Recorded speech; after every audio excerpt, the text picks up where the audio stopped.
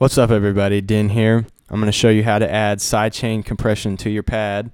And what this does is it puts a pumping effect on your pad. It's heard in lots of dance music. It's really easy to do. I'm going to show you. I'll just let you listen to it. It makes more sense. The first part, you're not going to hear it, and then the second section, you'll hear it. So here we go.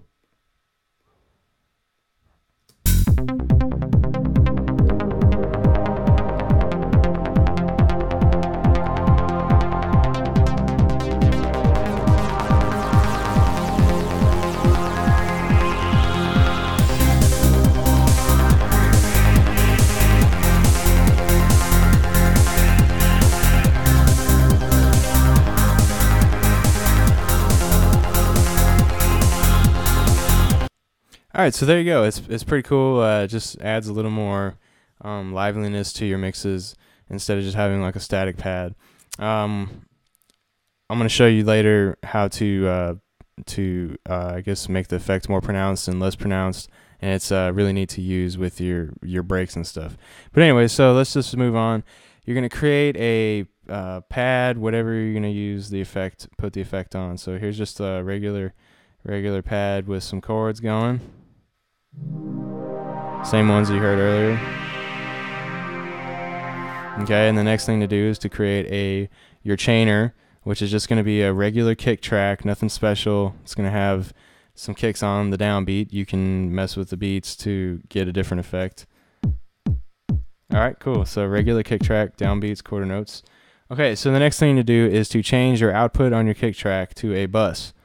And I'm going to use bus 14. Alright. Okay. After that, you're going to change the output from your bus to no output. Okay. Otherwise, you're going to have two sets of kicks going in your mixes, and then everybody's just going to have to quit making music because your music is just harder than everybody else's. Just kidding. Okay. Anyways, change pad. Okay. So then you're going to go to your pad, and you're going to insert a compressor. Dynamics compressor. Cool. Okay, and what just happened now is all that's happening is your pad is being compressed. Nothing special. Okay, you can see it working it right there. All right. So now to pump it, what you're going to do is you're going to connect the kick to the compressor, and instead of just compressing the pad, it's going to use the output from the kick, and it's going to use that to pump the pad. Pump the compressor, which pumps the pad. Okay, so change your side chain to whatever bus you chose. I chose bus 14. There's 14. Okay, and then you'll hear it in the mix, or the effect going. Okay, so it's not very pronounced. So what I found is to change the RMS to peak on the compressor. That helps. Okay, the next thing to do is to up the ratio of the compression. I used about somewhere around 3 to 5 to 1. After that, it just doesn't really do much. You can hear it right here. I'll play it for you. There's no 4 to 5, and there's 30. Not too much difference between 5 to 1 and 3 to 1 to 30 and 1. Okay, so about 4 to 1, 5 to 1.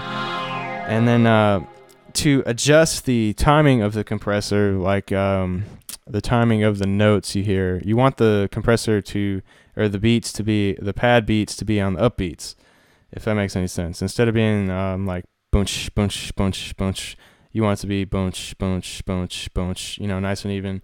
Or, if you go for different effects, you could do whatever you want. You can move it wherever you want.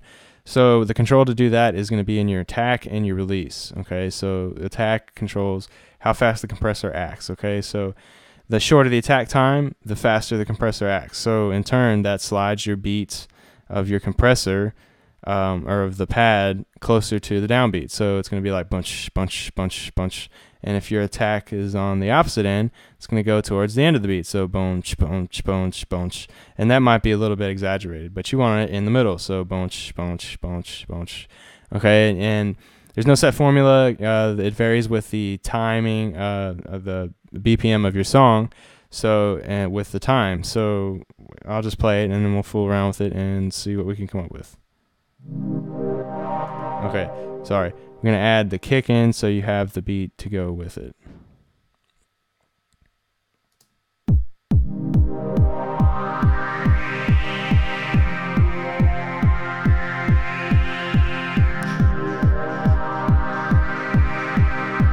right, so that's pretty much it for me on the attack and the release. I guess if you wanted to be more pronounced and divided, then you would turn your release down so the release is quick, and this is releasing it slow. So you can hear the difference here. Can't really hear anything. Turn the release down,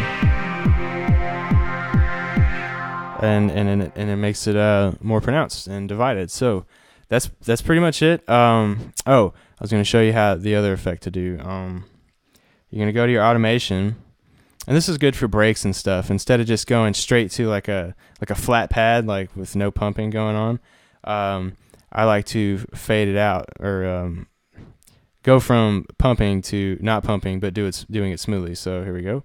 Turn your automation down so the kick goes down, so there's less input going to the kick to the chain, which pumps less, and then it turns into just a nice pad, a regular pad. So here's what that sounds like.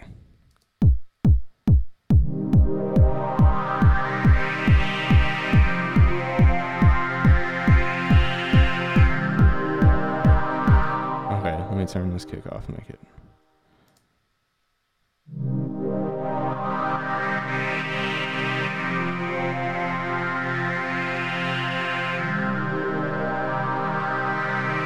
And that's it. It's pretty cool to use during breaks to make a smoother transition. Of course, you would draw it out maybe a little longer, maybe a couple more bars, and it'll sound a lot much better than what I just did here. It actually like cut off really quick around here. But anyways, that's it. Really easy effect, really neat effects. Just add some more depth to your songs, and so just keep making music. And if you have any questions, let me know. I'm always willing to help, and when I have time. But all right, well, din out. We'll see you next time.